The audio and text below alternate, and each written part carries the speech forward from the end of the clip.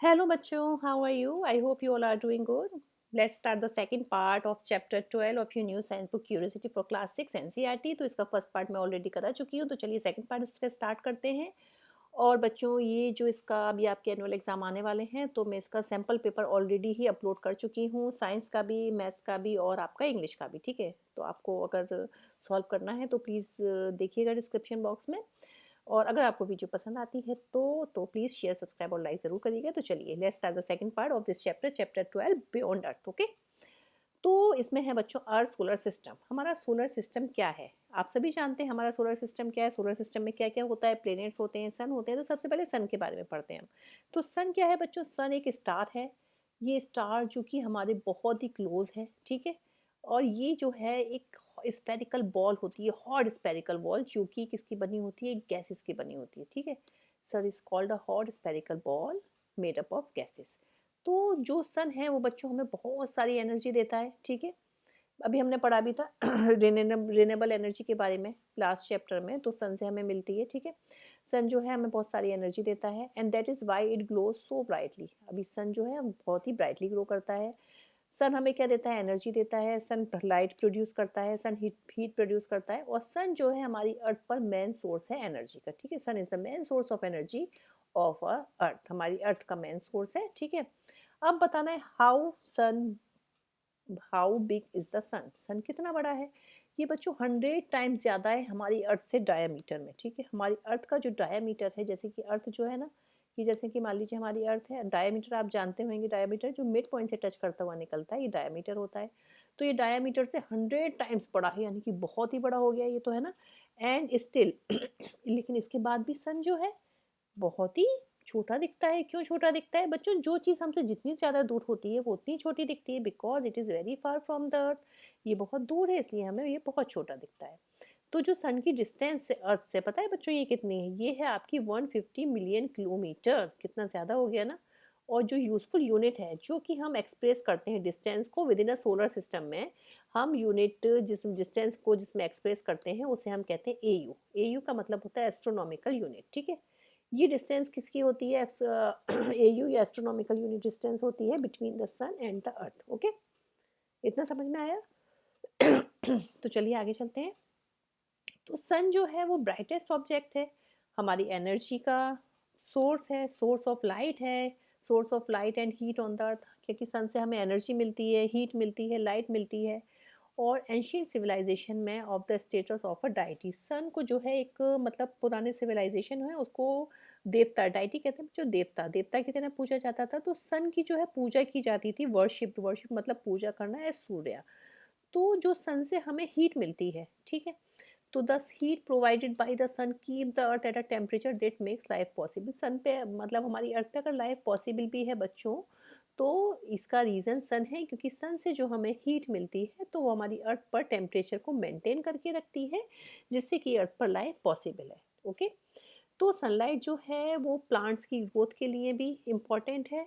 इसके अलावा सनलाइट की वजह से प्लांट जो है अपना खाना बना पाते हैं, फूड बना पाते हैं, ऑक्सीजन एनिमल को मिलता है। Oxygen to animal including human, हमें भी ऑक्सीजन मिलता है पेड़ पौधों से, तो हम भी जिंदा रह पाते हैं। अगर सन नहीं होगा तो वी कांट लिव, क्योंकि हमें एनर्जी नहीं मिलेगी, हमें ऑक्सीजन नहीं मिलेगी, ठीक है। और हमारी अर्थ पे टेम्परेचर मेंटेन नहीं रहेगा तो हम नहीं रह सकते। तो सन जो है सभी के लिए इम्पॉर्टेंट है। जैसे आपका जो बच्चों, देखिए आपने देखा होगा सनलाइट में क्या होता है, गर्मी होती है, टेम्परेचर ज़्यादा हो जाता है।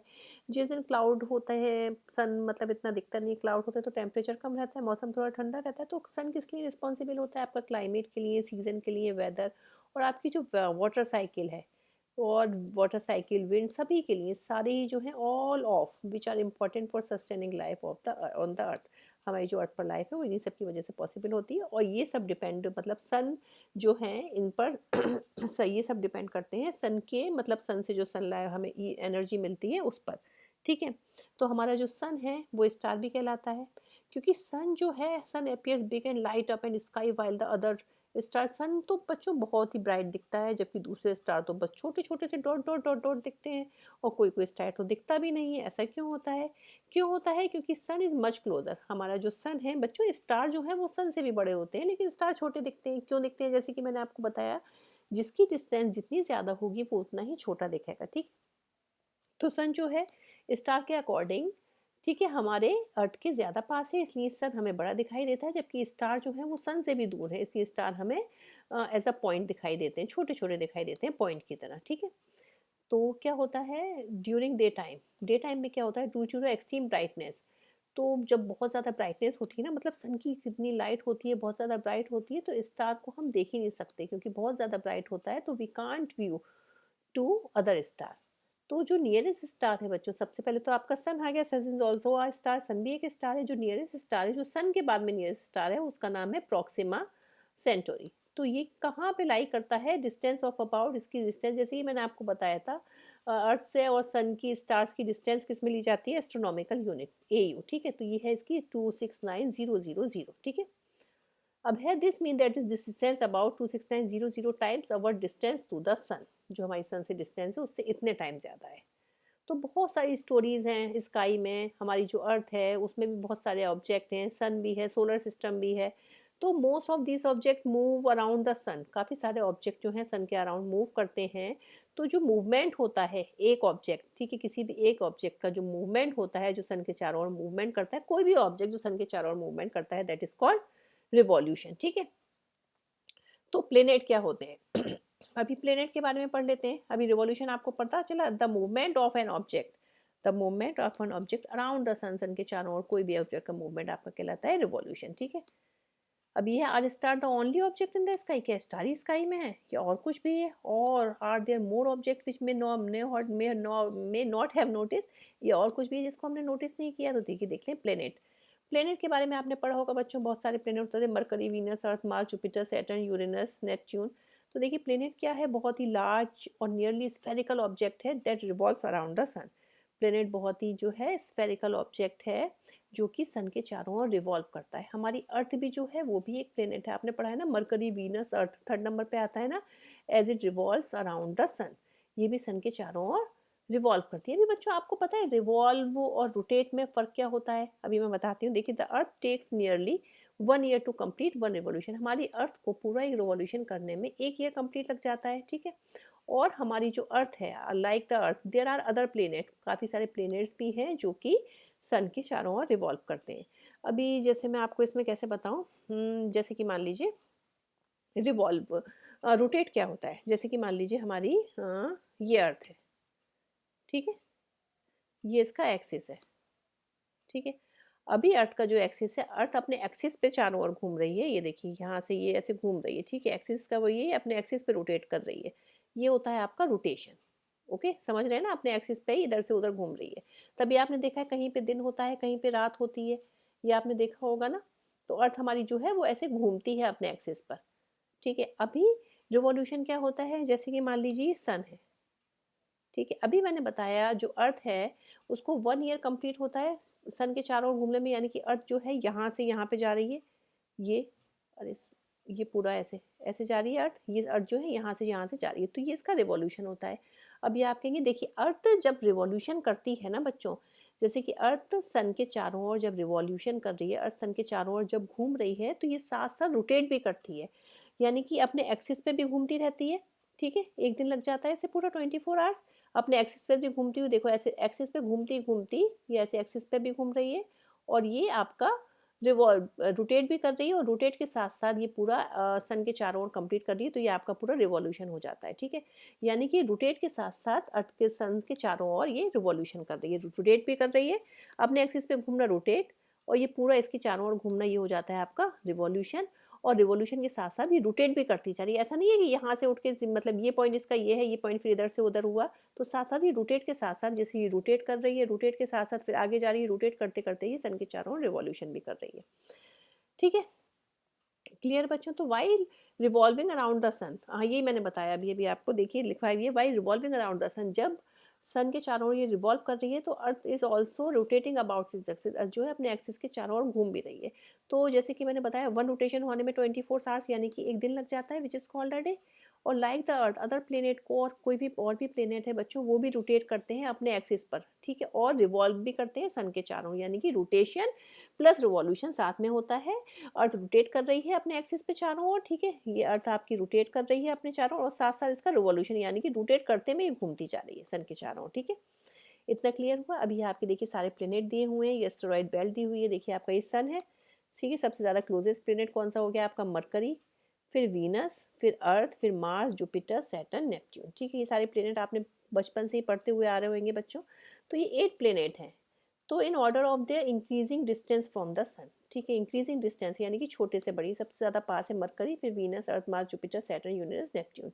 तो inner 4 planet nearest to the sun यानी कि मरकरी, वीनस, अर्थ और मार्स, ये क्या होते हैं? साइज में स्मॉलर होते हैं। They have solid surface with rock on them. तो इनकी क्या होती है बच्चों? सॉलिड सरफेस होती है रॉक की। तो पुराने टाइम में क्या होता था? Various names have been used across India for the planet visible to the naked eye. हम अपनी आंखों से देखते थे ना, बहुत सारे नाम थे, जैसे मरकरी का बुद्धा, वीनस का हमने शुक्र रखा हुआ था, अर्थ को तो हम पृथ्वी भी कहते हैं ना बच्चों, मार्स को मंगला, बृहस्पति, और गुरु हम किसे कहते थे? जुपिटर को, और शनि सैटर्न को पुराने टाइम में। तो वीनस क्या होता है?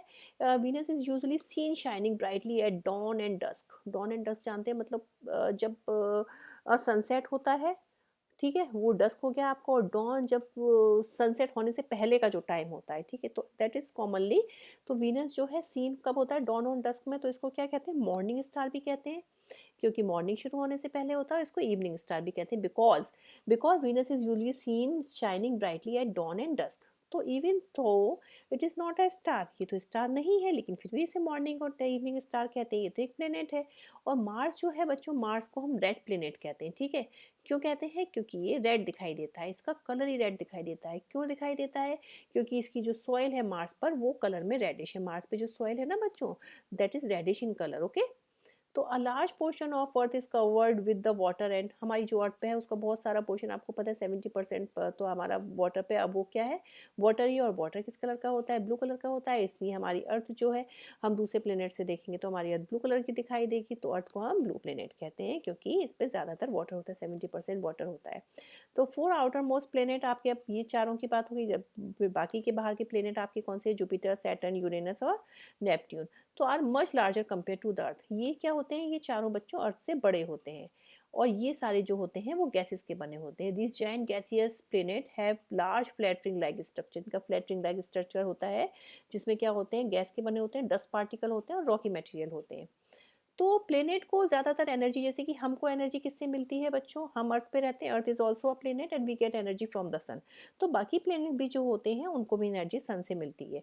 So the farther they are, जितना ये दूर जाते जाते हैं, the colder they are in general, ठीक है।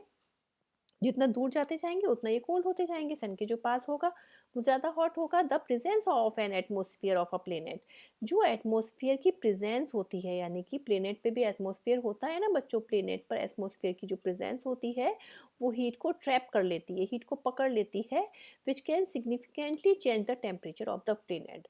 अगर आपकी जो प्लेनेट है उस पर अगर आपका एटमोसफियर है, एटमोसफियर ने हीट को पकड़ लिया, तो टेम्परेचर चेंज हो जाता है। इसी वजह से जो आपका वीनस है वो मरकरी से हॉटर है, जबकि वीनस तो मरकरी ज़्यादा पास है सन के, वीनस तो दूर है, लेकिन फिर भी वो हॉटर है, क्योंकि वीनस पे अपना क्या है?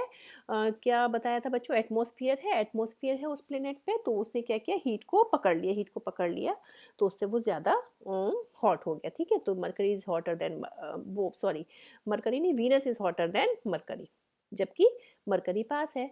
तो एक और प्लेनेट के बारे में बच्चों आपने पढ़ा होगा, जैसे कि प्लूटो। प्लूटो पहले प्लेनेट कहा जाता था, लेकिन बाद में क्या हुआ? इसको कह दिया गया क्योंकि ये प्लेनेट नहीं है, क्योंकि ये बहुत ही डार्क था। तो ठीक है, बाद में ये जो इंटरनेशनल एस्ट्रोनॉमिकल यूनियन है, जो कि मैंने आपको फर्स्ट पार्ट में बताया था, आईएयू में 2006 में डिफाइन किया गया है, क्योंकि जो प्लेनेट की रिक्वायरमेंट है वो ये सारी पूरी नहीं करता है, तो एज अ डार्क प्लेनेट इसे, as per this definition, this smaller as well including Pluto are called dark planet कहेगा, ठीक है। क्योंकि जो नॉर्मल जो आपका बेसिक प्लेनेट होता है उसमें जो प्रॉपर्टीज़ होती हैं वो सारी ये फुलफिल नहीं करता है। तो 2006 में आईएयू ने ऐसे कह दिया कि एज अ डार्क प्लेनेट इसे बोल दिया गया है। फिर among the planets is the easiest to identify Venus which is very bright, ठीक है। अभी बताया जा रहा है वीनस सबसे ज़्यादा ब्राइट है सन और मून के बाद में। तो वीनस जो है ब्राइटेस्ट ऑब्जेक्ट है हमारी स्काई में। मरकरी, मार्स और जुपिटर और सैटर्न है वो भी हम नेक्ड आई से देख सकते हैं, ठीक है, हमें टेलीस्कोप से जाने की ज़रूरत नहीं है। मरकरी, मार्स, जुपिटर और सैटर्न को हम ऐसे भी देख सकते हैं, जबकि ये हमसे बहुत ज़्यादा दूर हैं। तो ये कैसे दिखाई देते हैं? शाइनिंग डॉट की तरह दिखाई देते हैं, जैसे कि स्टार होता है। तो अभी आप बताइए, ये भी स्टार की तरह दिखाई दे रहे हैं, प्लेनेट भी स्टार की तरह दिखाई दे रहे हैं, तो आप कैसे इन दोनों को डिस्टिंग्विश कर सकते हो, कैसे डिफरेंसेस कर सकते हो इसमें? तो चलिए आगे पढ़ते हैं, देखिए कैसे बताया गया, let us try to identify. तो काफ़ी साल पहले क्या हुआ था, for most of the year, काफ़ी सालों से Venus can be located either at dawn and dusk. मैंने बताया था वीनस कब दिखता है आपको, डॉन एंड डस्क में दिखता है। When you are viewing at dawn, जब आप डॉन में देखेंगे, डॉन मतलब सुबह होने से पहले का जो होता है, सूरज आने से पहले का time, look for it near the eastern direction. Sunrise का ईस्टर्न डायरेक्शन में देखिए, सनराइज होने से पहले की ईस्टर्न डायरेक्शन में देखिए, तो आप डस्क में देखेंगे तो वेस्टर्न डायरेक्शन में और फिर ये आपको दिखेगा, या फिर आपको वेस्टर्न डायरेक्शन में सनसेट के बाद दिखेगा। ठीक है, कब कब दिखेगा बच्चों, तो आप जान सकते हैं कि ये आपका वीनस है। ईस्टर्न डायरेक्शन में before the sunset, before the sunrise, and western direction after the sunset, यानी कि डॉन एंड डस्क।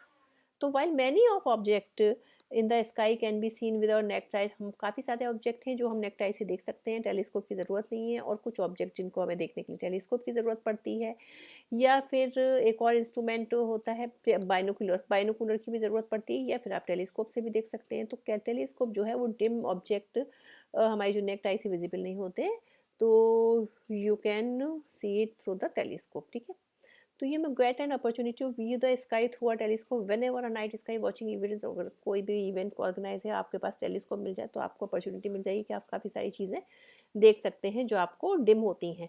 ठीक है, तो मैंने हायर एजुकेशन, काफ़ी सारे इंस्टीट्यूट होते हैं जो नाइट स्काई वॉचिंग की एक्टिविटीज़ कराते हैं बच्चों, स्कूल के स्टूडेंट्स को।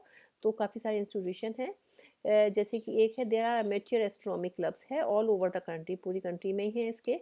तो which organise sky watching events, तो इनके स्काई वॉचिंग इवेंट्स होते हैं पीरियोडिकली, टाइम टाइम पर होते हैं।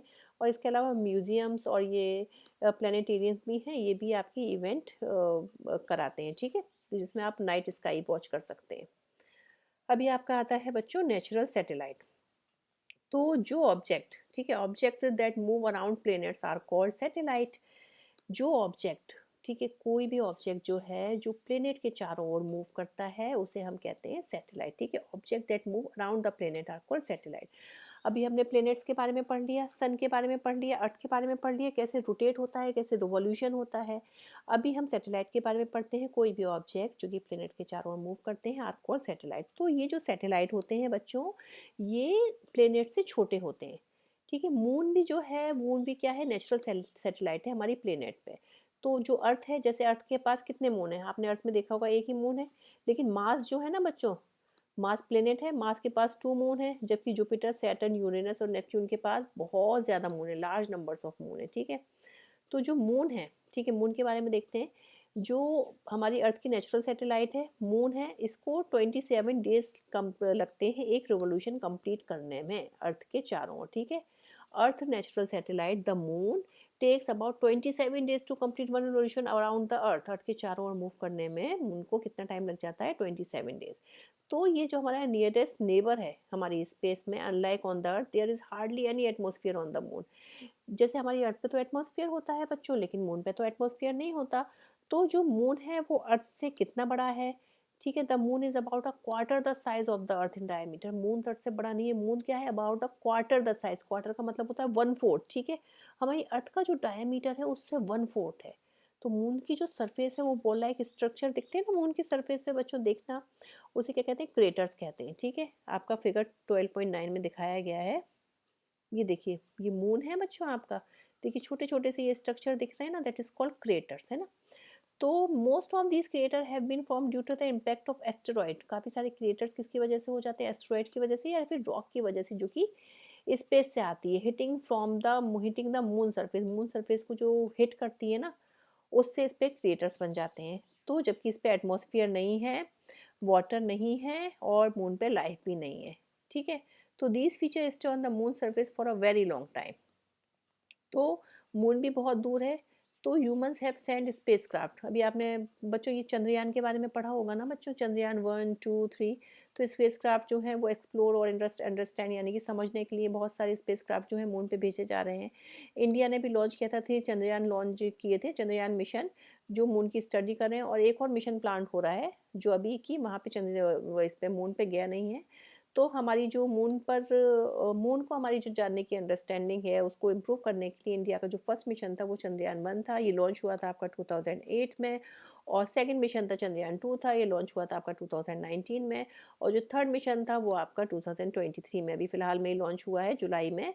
और इसमें क्या था बच्चों, विक्रम लैंडर था, जिसमें क्या था, कैरिंगा प्रज्ञान रोवर। विक्रम लैंडर था एक, उसके अंदर प्रज्ञान रोवर को रखा गया था।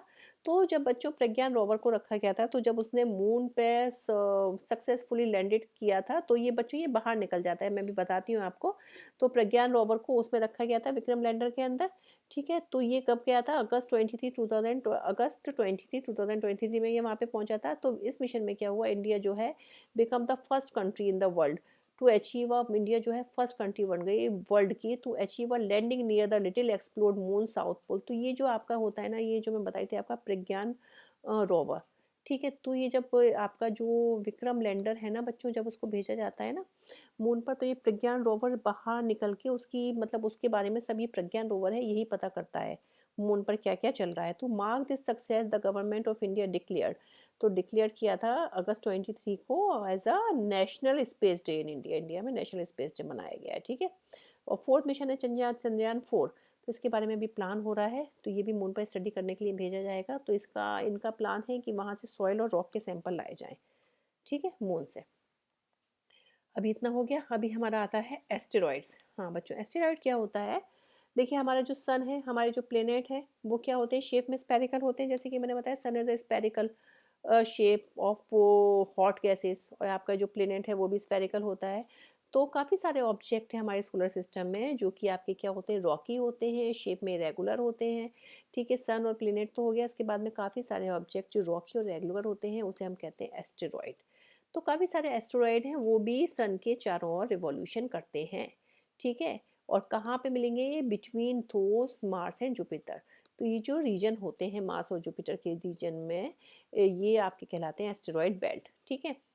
तो एस्टेरॉइड जो होते हैं अर्थ के वेरी क्लोज भी हो जाते हैं ऑकेजनली, कभी कभी asteroid pass very close to the earth. तो एस्टेरॉइड का साइज बच्चों मतलब 10 मीटर से लेके 500 किलोमीटर तक हो सकता है। समझे, समझ गए आप एस्टेरॉइड क्या होते हैं, इरेगुलर होते हैं शेप में। There are many small object in the solar system which are rocky and irregular in shape, that is called asteroid.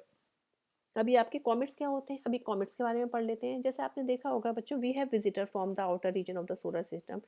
तो मतलब इनको विजिटर, जैसे सोलर सिस्टम में कहा गया, ये ऑब्जेक्ट कैसे होते हैं बच्चों, इनकी लॉन्ग टेल होती है, आर कॉल्ड कॉमेट, ठीक है। These object with long tail are called comet, और ये विजिटर्स कहलाते हैं हमारे सोलर सिस्टम में। क्या होता है, क्यों, ये बच्चों डस्ट के बने होते हैं, गैसेस के और रॉक के बने होते हैं। और जब ये कॉमेट बच्चों सन के पास आते हैं ना, तो ये इवेपोरेट्स होते हैं। जब ये इवेपोरेट्स होते हैं तो इवेपोरेशन में इनकी एक टेल बन जाती है, ठीक है। तो ये जो कॉमेट के जैसे इवेपोरेट होंगे तो पीछे से इनकी मतलब एक टेल बन जाएगी। तो comet appears dim as they move away, तो ये जैसे जैसे सन से दूर होते जाते हैं तो इनकी लाइट भी ये डिम दिखने लगते हैं। तो इट इज़ नॉट पॉसिबल, तो इसको नेक्ड आई से हम नहीं देख सकते। तो many comets have be found that revolve around the sun, काफ़ी सारे कॉमेट जो कि सन के चारों ओर मूव करते हैं। और ये जो कॉमेट होते हैं सन के क्लोज आते हैं पीरियोडिकली, टाइम टाइम पर आते हैं। तो कुछ ही कॉमेट ऐसे होते हैं जो कि एस्केप और move out of the solar system से बाहर निकल जाते हैं। और कुछ कॉमेट होते हैं जो कि टूट जाते हैं, और कुछ कॉमेट सन से टकरा कर ही गिर जाते हैं, और कुछ को other planet when they approach them. तो वी हैव लर्न, हमने बहुत सारी चीज़ें पढ़ ली हमारे जो सोलर सिस्टम में है। सन होता है, 8 प्लेनेट होता है, मून होता है, काफ़ी सारे स्मॉलर ऑब्जेक्ट होते हैं, एस्टेरॉयड, कॉमेट, ये सब मिलकर ही बनाते हैं सोलर सिस्टम, ठीक है। सोलर सिस्टम ये सारी चीज़ें हो गई। तो जो हमारा फेमस कॉमेट है उसके बारे में बताया गया है, हैलीज कॉमेट। ये बच्चों 76 ईयर में एक बार दिखता है, ये लास्ट दिखा है आपका 1976 में से देखा गया है, ओके। तो सन है हमारा, स्टार है, ये आपका लार्जेस्ट और हैवीएस्ट ऑब्जेक्ट है सोलर सिस्टम को, ये तो बताया ही मैंने। तो सन क्या है, बहुत सारी एनर्जी प्रोड्यूस करता है सोलर सिस्टम में, ये भी बताया। तो और काफ़ी सारे ऑब्जेक्ट जो हैं, all other object in solar system shine due to the sunlight, काफ़ी सारे ऑब्जेक्ट जो शाइन करते हैं वो किसकी वजह से शाइन करते हैं, सन की लाइट से शाइन करते हैं, ठीक है। ओके, अभी संस्कृत में बताया गया है, ये कॉमेट को धूमकेतु भी कहा जाता है, ठीक है। ये दिखा है धूमकेतु कहा जाता है वेरियस टाइम में।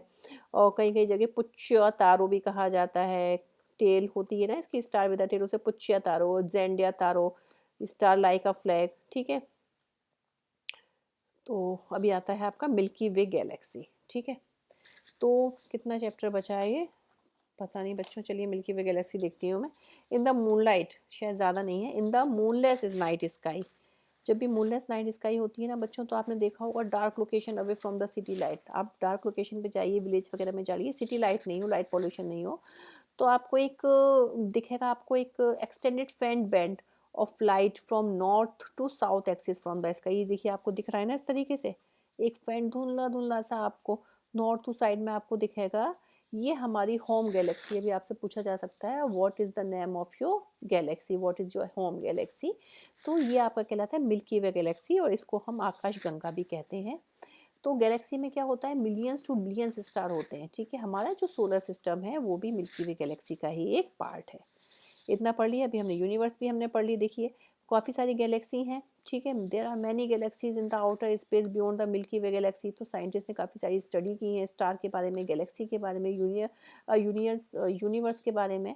तो अभी तक हमें ये पता है yet if life exist elsewhere in the universe, universe में लाइफ और कहीं भी एग्जिस्ट है, अर्थ पे है, इसके अलावा और कहीं भी एग्जिस्ट है। तो जो साइंटिस्ट हैं उनकी सर्च अभी जारी है कि life has been directly mostly toward exoplanet, the planet discovered revolving around other star in our galaxy. तो टिल नाउ अभी तक साइंटिस्ट ने अभी तक फाउंड नहीं किया है कोई भी एविडेंस लाइफ का जिसमें ये साबित हो पाए कि लाइफ और कहाँ कहाँ पर है। ओके, और देखते हैं। हाँ चलिए, ख़त्म हुआ ये चैप्टर बच्चों। हम नेक्स्ट एक्सरसाइज में मैं इसको आप नेक्स्ट वीडियो में मैं आपको इसकी एक्सरसाइज और क्वेश्चन आंसर कवर कराती हूँ। तो अगर आपको वीडियो अच्छी लगी हो तो प्लीज़ शेयर, सब्सक्राइब और लाइक ज़रूर करिएगा। हैव अ नाइस डे बच्चों, गुड बाय।